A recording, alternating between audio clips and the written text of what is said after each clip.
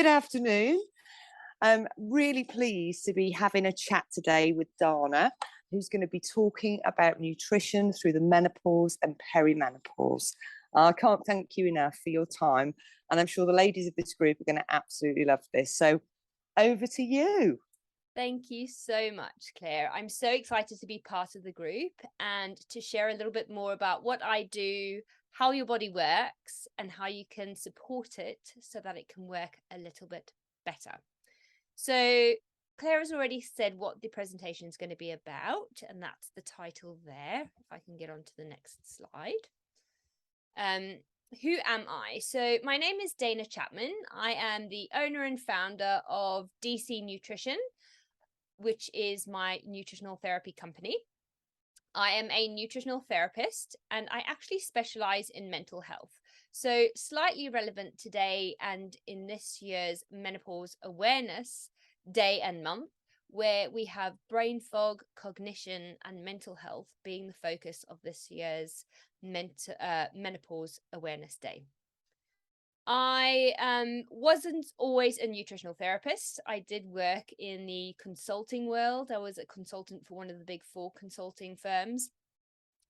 But nutrition has always been a passion of mine. So in 2014, I went back and I studied and finally got my qualification last year, which is a nutrition science degree. It's a Bachelor of Science in nutrition science, is the backing of nutritional therapy. A lot of people have a misconception about nutritional therapy that it's just about talking about what you eat, whereas it's a lot broader than that. Nutritional therapy takes you as an individual, understands you where you are, what your circumstances are, and what your genetic position is, what your lifestyle factors are like, and all of those factors combined really show and illustrate why you may be suffering from the symptoms you're suffering from. So today, what I hope to do is really just give you a little bit more of an understanding of how your body actually works, what actually happens in the body when you are going through menopause and what's happening post-menopausally, and then some nutrients, herbs, and foods that can help support you and help reduce those symptoms that many menopausal women face. Claire, I'm sure, will be asking questions along the way. I can see you, Claire, so do just give me a wave if you do have a question, and then we can stop and answer that. So I'll cover. I'm sure we'll have a few. Perfect. We'll cover what menopause and perimenopause is. We'll go through what happens to the hormonal system in our reproductive years versus what happens menopausally. I'll go through some common symptoms that people experience, and then what you can do to prepare for the menopause, how you can support this transition in life, and what herbs and nutrients are useful when it comes to menopause. So menopause actually signifies the end of menstruation. You are post-menopausal when you haven't had a bleed for 12 months or more. So you are not menopausal until you don't know that you're menopausal until almost it's actually finished. It happens normally between the ages of 45 and 55.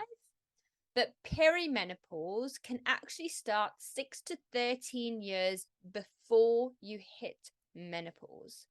So it is absolutely possible to be in your 30s and have perimenopausal symptoms. They're very similar to menopausal symptoms. What's also important to note, though, is that early menopause is associated with long-term health risks, such as cardiovascular disease and neurological diseases. So that's your dementia and your Alzheimer's, as well as osteoporosis. So we know now that more women are experiencing early menopause, and that is a mixture of because of our environment, but it's also because of the rates of cancer that we're seeing these days. And a lot of people are suffering from early menopause due to cancer treatments. More women are also experiencing perimenopausal symptoms these days. So I think in some ways it's a good thing, in some ways it's not. At least more people are now talking about it, and I think that's a great reason why this group is there. It's so supportive of women and really is going to be helping in this space. So yes, should I go back to the other side? I was just going to say, Donna, just, on that list of things as well, I think it's, for me personally, and this probably being a bit selfish, but, like me having a hysterectomy, I think that's also on the increase now for a lot of women. And, I think it depends on the form of hysterectomy you have. There are different ways now. I never really was asked about keeping my ovaries. I didn't even think it was relevant. I wish I'd have had the knowledge. And I just felt that I should share that, because I think it really is important to know what you're about to go into when you've had a full hysterectomy and everything has been removed at the age of 40. And we're seeing more and more of that with younger women getting, different conditions, endometriosis, fibroids, that can sometimes result in hysterectomy. So I just thought I'd pick up on that as well, because it's something, it's a surgical menopause, I believe it's named. So yes it is. And hopefully doctors are more educated these days as well, so hopefully they are able to give people the choice. They're getting there slowly. Yeah. So I'm sure I don't have to go through the whole list of symptoms that women do face in menopause, but this is a quite a comprehensive list of the symptoms. So one of them is a loss of skin elasticity, and that's because of the role that collagen plays in skin, and estrogen and collagen have quite a close relationship with each other. There are mood changes, so people who are going through menopause and perimenopause have higher rates of anxiety and depression. So I think the rate of people going through menopause and having anxiety is about 20% of women who are going through menopause suffer from anxiety, and the rate of depression is actually higher than that.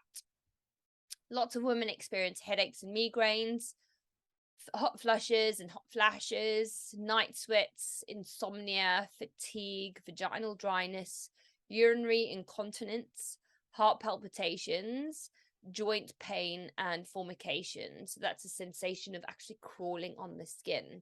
And hopefully in the next slide, I can explain the reasons why you might be experiencing these symptoms. So excuse the very long and very wordy slide, but if we go through them, hopefully it gives you an understanding of what's actually going on, what's happening in the body, and why do you experience all of these symptoms. And first and foremost, we need to know that estrogen is found in every single tissue of the body. So estrogen plays a really, really big role in every single at a cellular level. Estrogen has a very big role to play in the cardiovascular system. And we can see that in the next point, where postmenopausally, a woman's risk of heart attacks is 5 times higher than pre-menopause. Now, that might sound scary, but it does actually bring us up to about the same risk that men have. And it's also because men don't have the protective estrogen, the estrogen that protects the heart. So estrogen has a really large role to play in the heart, and a really large role to play in the cardiovascular system. That's why postmenopausally, the drop in estrogen might result in things like heart palpitations, vascular symptoms like the hot flushes and the sweats and the migraines. All of those are as a result of the lack of estrogen within the cardiovascular system. We also notice changes in cholesterol postmenopausally. And one of the reasons for that might be that all of our hormones are actually made from cholesterol. So we're not making as much estrogen as we used to, which means we're not drawing as much of that cholesterol away from the cholesterol in our tissues to be able to make our hormones. Now, this means that postmenopausally, your cholesterol levels might be elevated. But please don't rush to go and buy a statin, because you need to understand exactly what your cholesterol levels are, which levels are high. Do you have some cholesterol levels that are low? Because cholesterol plays a really large role in our health. Like I said, we create all of our hormones from cholesterol, and cholesterol is fat. Our brains are 60% fat, so our brains need fat. So people who do go on statins are actually at risk of brain-related conditions later on in life, like dementia and Alzheimer's. So know your cholesterol numbers. I'd be happy to look at anyone's cholesterol numbers if you have had your blood tests done recently, to actually let you know if it is something to worry about or if it isn't. So don't take the doctor's word for as gold standard. If you have high cholesterol levels, do get in touch and we can talk about it in more detail. So just going on the vascular symptoms. So those vascular symptoms of hot flushes and the sweats, the night sweats specifically, and those symptoms are due to the constriction and the dilation of the blood vessels. So estrogen actually plays a role in that constriction and dilation of the blood vessels. So you lose that constriction and dilation of the blood vessels, and that's why you do get those hot flushes. So again, unfortunately, it's a symptom of going through menopause and a symptom of not having enough estrogen within the body. You have disturbed thermoregulation as well. So that thermoregulation is your body's internal thermos. So you might go through periods where you feel really cold, or if you're having hot flush, periods where you're really hot. And it's because of estrogen's role, again, in the brain and specifically on the hypothalamus.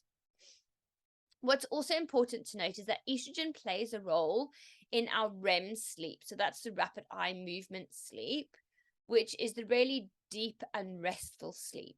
So that drop in estrogen means that you may suffer from disturbed sleep, or you may feel exhausted in the morning, even though you think that you've had a really good night's sleep. Fatigue is common postmenopausally because of hormone fluctuations as well. And we know that 75% of women who are going through menopause suffer from these hot flushes, and a lack of sleep can actually trigger or exacerbate the problem. Blood sugar balance is also really key here when it comes to hot flushes, and I can explain a little bit more about that when I get to the end section of this presentation.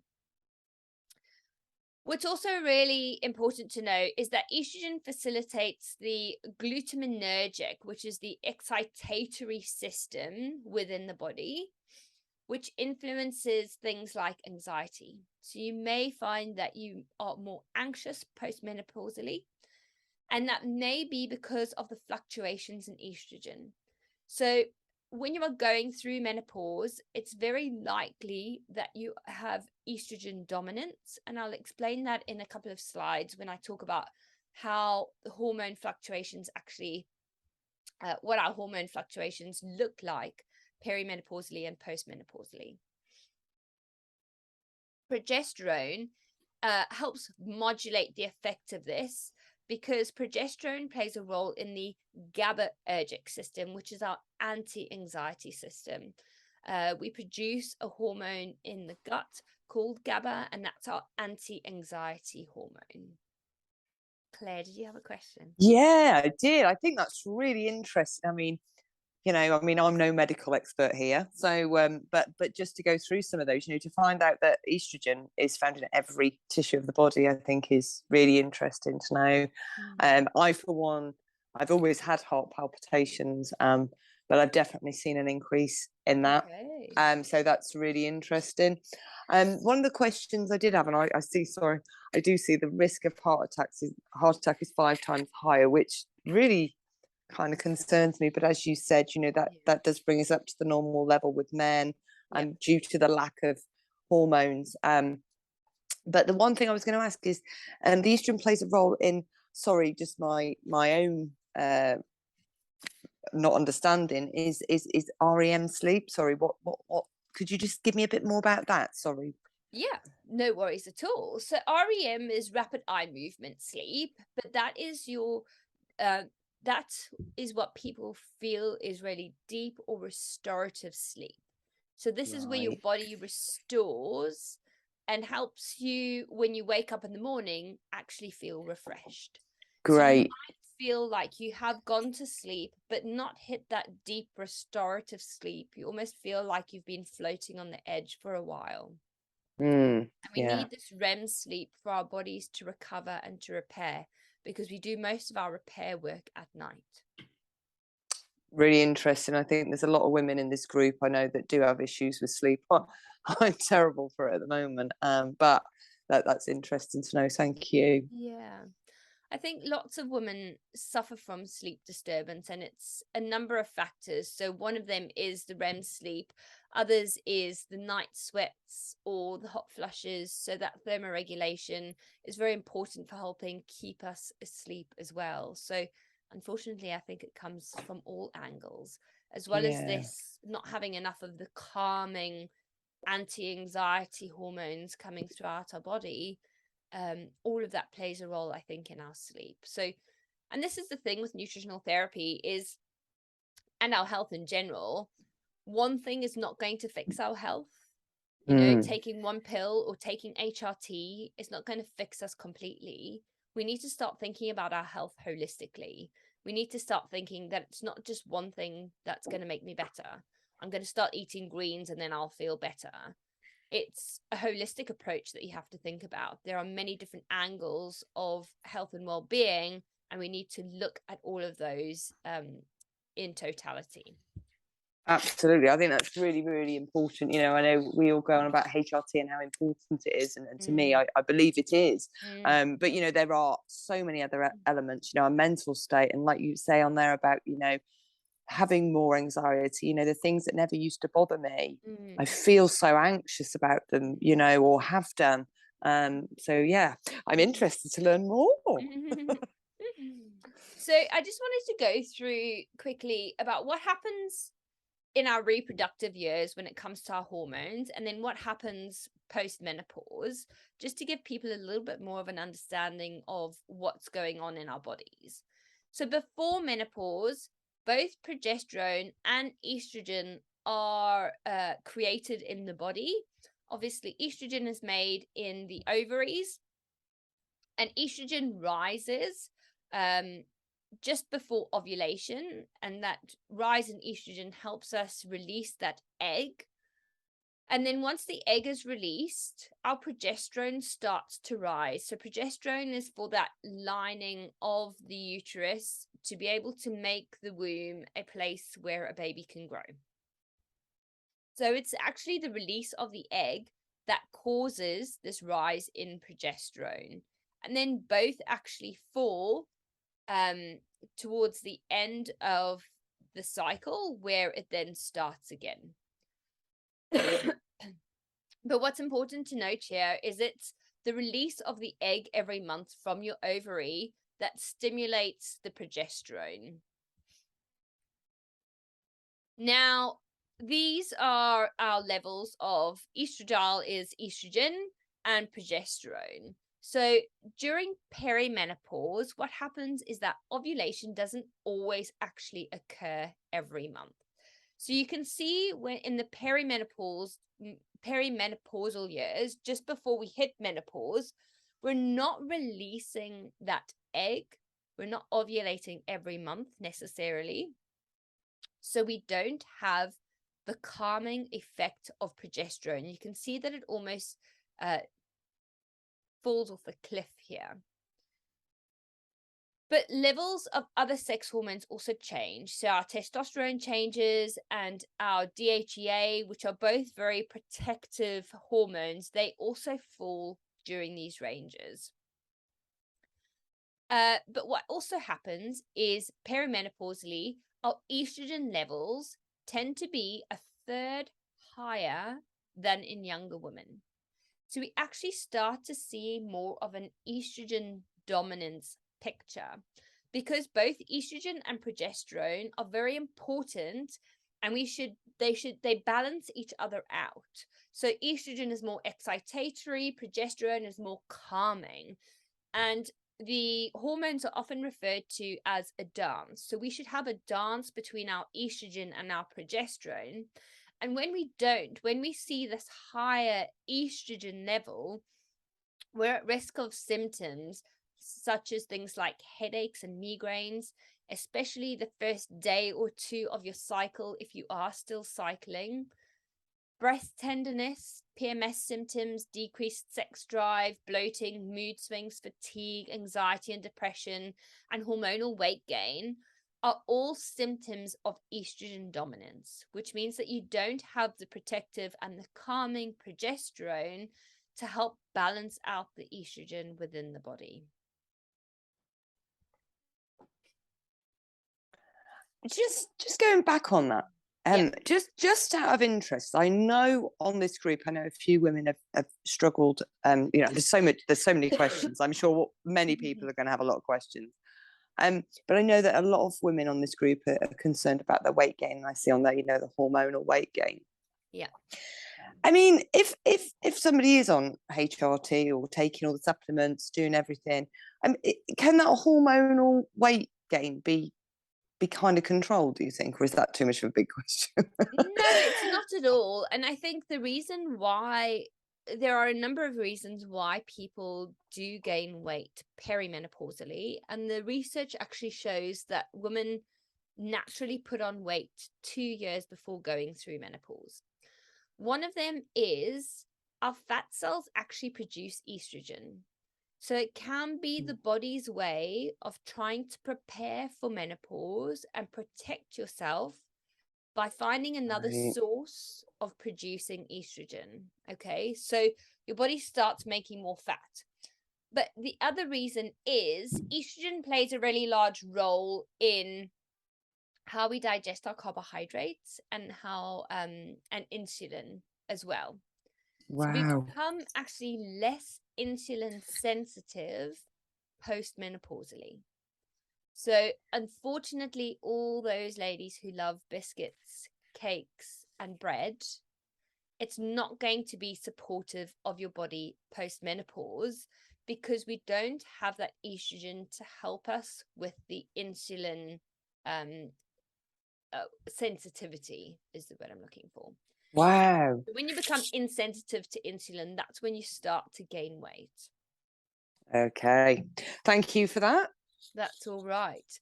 But yeah, so postmenopausally, you need to start thinking about a few things, but I think we'll get into it in a bit when it comes to that weight gain and how to control it and minimize it.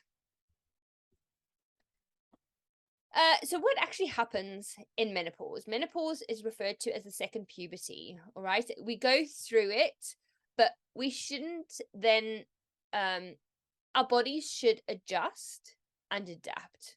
We shouldn't need to be on HRT or any hormone replacement therapy for the rest of our lives. Our body should be able to go through the change and then be supportive of those lower estrogen levels throughout the rest of your life. So during menopause, the ovaries actually stop producing that estrogen.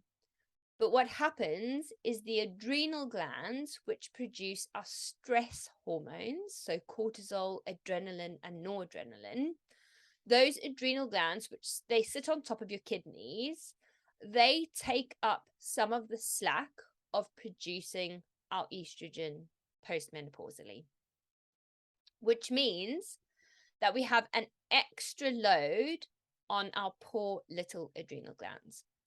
Now, the reason I believe that many people suffer from menopausal symptoms these days is because we are so stressed out as a society that going into menopause, our adrenal glands have almost hit fatigue point, or they are so overworked because they are constantly producing cortisol, right? Adrenaline is our quick burst, get up and go hormone.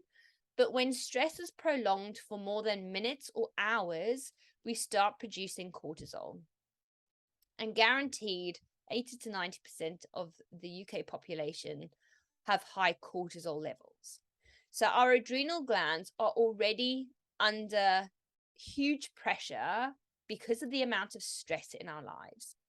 Now we've got to think postmenopausally, we really want to nurture these adrenal glands because we want them to be able to produce some of our estrogen, because we know now that we need estrogen in our body for all of the things that I've spoken about already.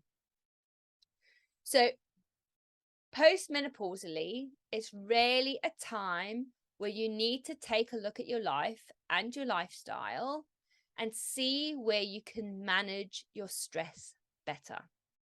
I didn't say take the stress away because I think that's very difficult. Nobody can take the stress away, but what we're not doing in this highly stressed lifestyle is we're not building in those stress relieving activities, or those activities that help us recover from the stress. So how can you bring in more yoga? How can you bring in more rest or downtime? These are really things that you need to be thinking about. But what's also important to know is that our body doesn't just make hormones out of thin air, right? And I think this is forgotten in the world these days, is our body doesn't work by magic. It works by using vitamins and minerals that come from your diet to be able to do the processes it needs to do. I said earlier, our hormones are made from cholesterol, but our body doesn't just take cholesterol and go, poof, here's some estrogen. It uses things like vitamin B6 and magnesium to be able to convert that cholesterol into our sex hormones. Wow. Gosh. This is so interesting. I think, I'm hoping that lots of other people are watching this and actually learning so much. It's, you're so right. We, even myself, I'm self-employed. I don't take a break properly. Yep. The adrenal glands, your fight or flight and all that. Yep. I completely get it. And it is that recovery time, isn't it? That's so key. And it's going back to what we said, a few slides ago, which it's just the entire thing, isn't it? Yep. Mind, body, what you're feeding it, the right medication or the right supplements, and all those things, just to be all encompassed. So yes, no, very, very interesting. Yeah, good. So how can you support your body when you are going through this transition? We've already spoken about stress reduction, stress management.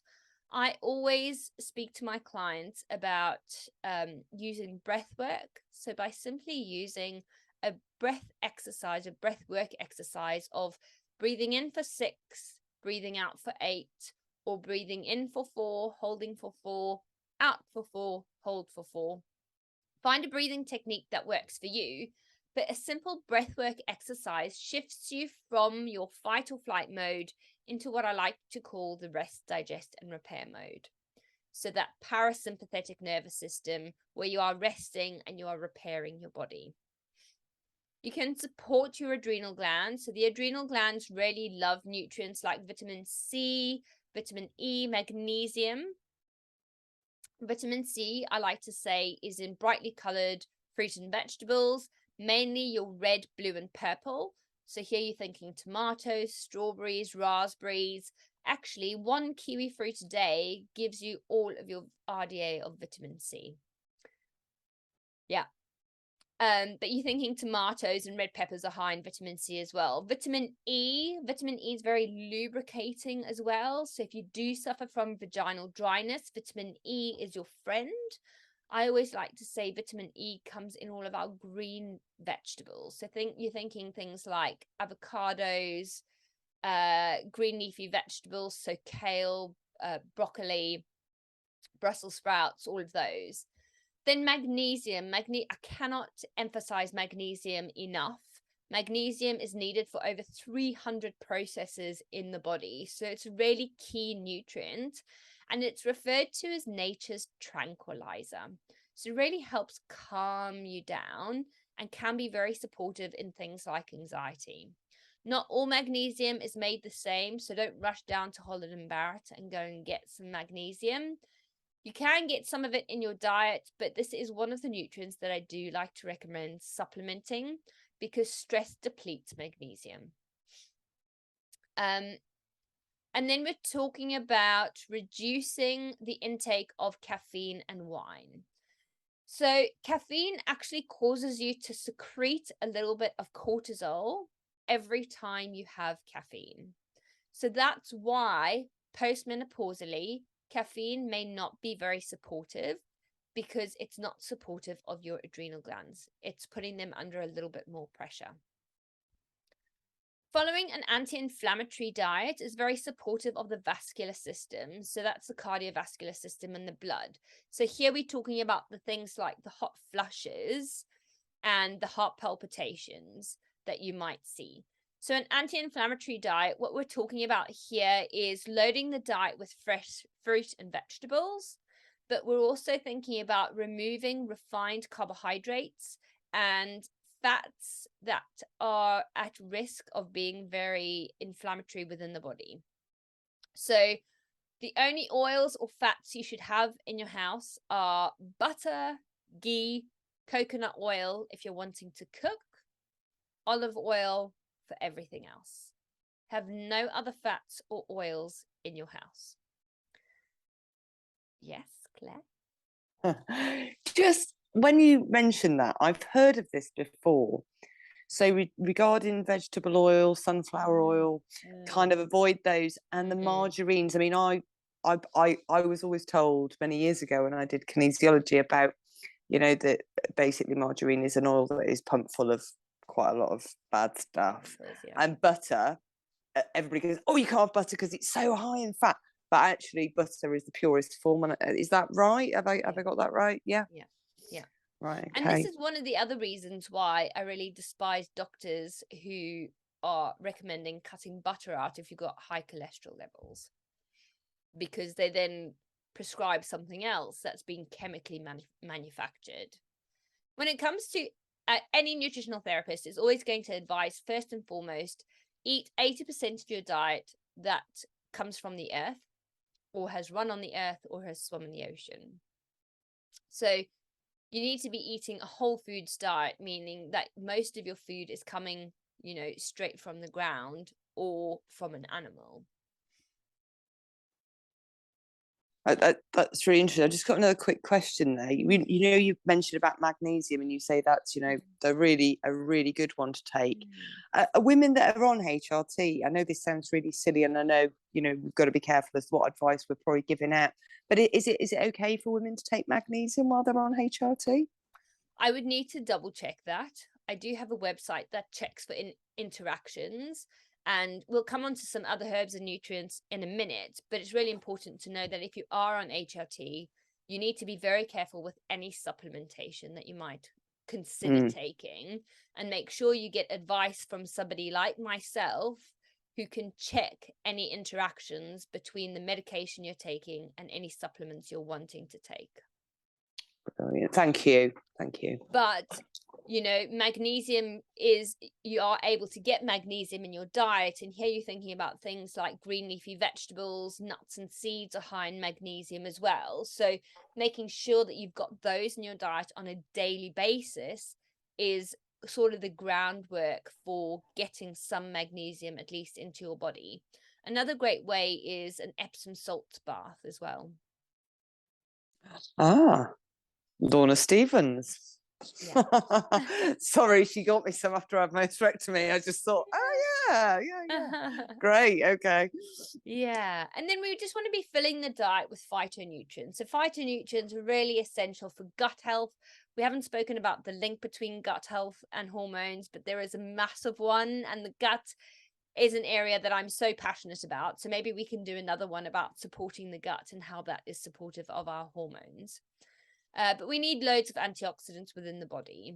So making sure phytonutrients basically is anything that's got deeply colored in that any fruit or vegetable that is deeply colored. So you're thinking about beetroot, you're thinking about broccoli, you're thinking about avocado, red peppers. All of those sorts of foods should be part of your diet almost on a daily basis, but mixing them up as well. So here I talk a little bit about supporting gut health. So gut health is really important when it comes to our hormone balance, making sure you've got pre and probiotic foods within your diet, making sure you have enough fiber in your diet. So estrogen is actually a toxin. Once it's been used, it needs to be detoxified and excreted out of the body. Otherwise, you recirculate it. So you want enough fiber in your diet to make sure that you are getting rid of the estrogen that you have used up once it's done its job. You also want, yes, Claire. Sorry. That's all right. So many questions. It's very annoying. No. No, just looking at what you just said about the estrogen, that's not that once it's used up, it's in your body, you need to get, secrete it, etc. If somebody wasn't getting rid of it, would there be any kind of signs of that, or is that you may get estrogen dominance symptoms? So you may get that estrogen dominant picture, or you may then suffer from low estrogen, because estrogen is made on a feedback loop. So you make estrogen, it's in your bloodstream, and then it can recirculate. But if you've got enough estrogen in the bloodstream, your brain, your hypothalamus then says, okay, I've got enough estrogen, stop producing estrogen. Right. Okay. Yeah. Okay. Thank I you. like I explained that very well. But happy to pick it up again.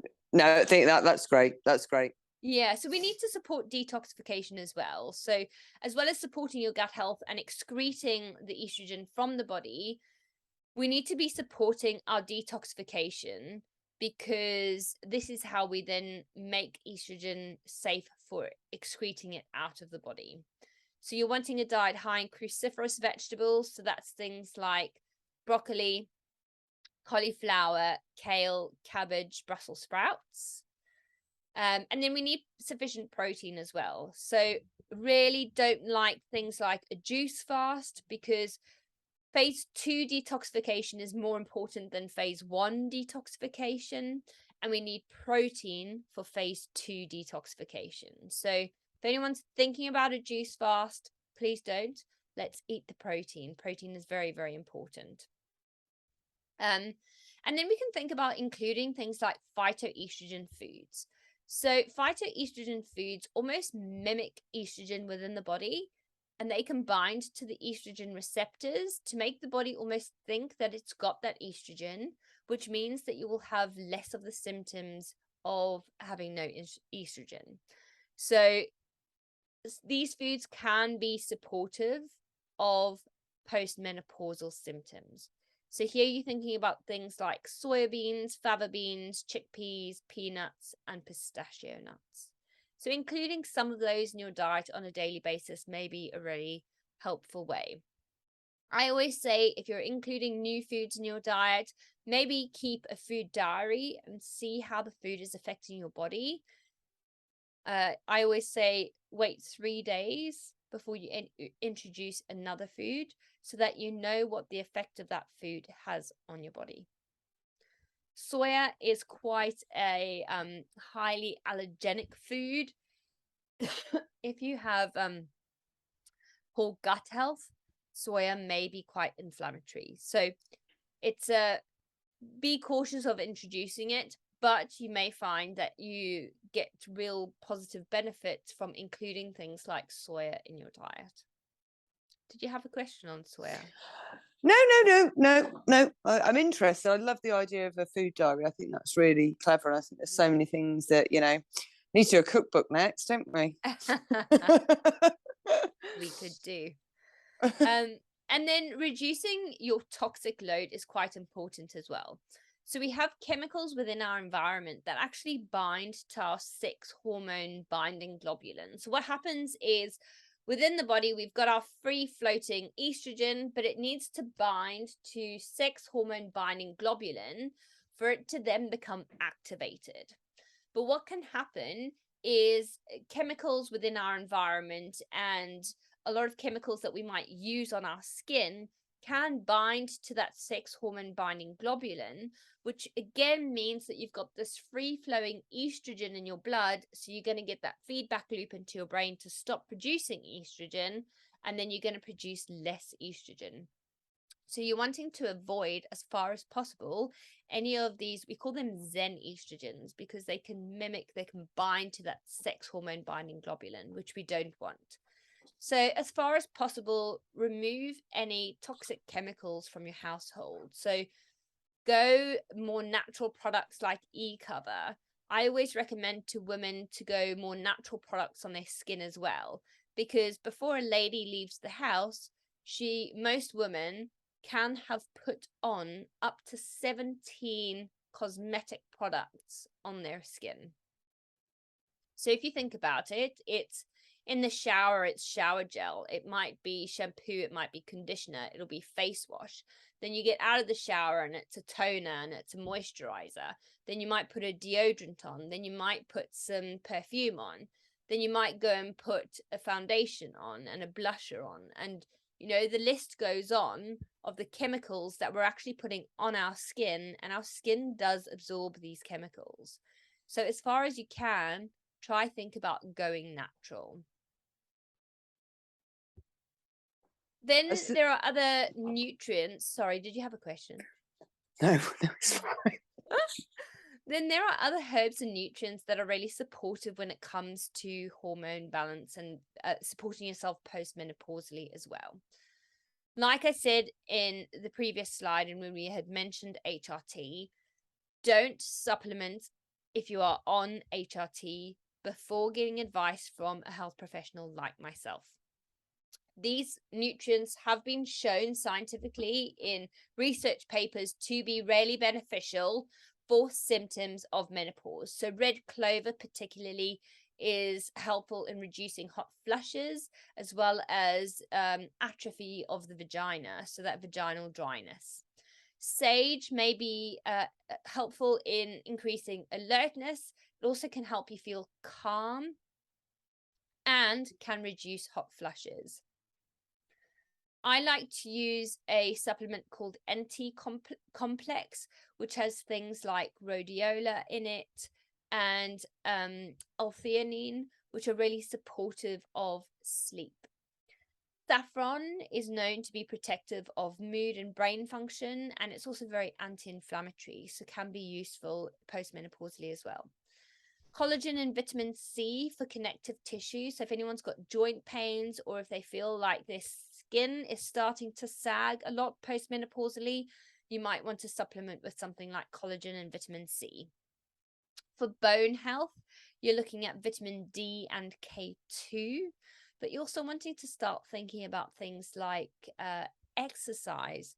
So we need to be able to support our bone density, and we should be doing this through things like weight-bearing activities. So exercise is very, very important for bone health post-menopause. Magnesium, like I've mentioned before, it's a great nutrient. It helps reduce tiredness and fatigue.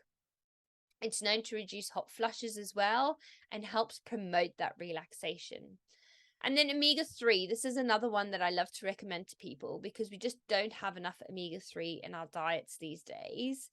It helps reverse oxidative stress, so that damage within our bodies, which can lead to premature aging. It can lead to that poor cognition and decreased cardiovascular function. So omega-3 really is an important nutrient to consider if you are suffering postmenopause. Actually, it's an important nutrient to consider whatever the circumstances. I myself and my whole family take an omega-3 supplement because we just simply don't get enough of it in our diet these days.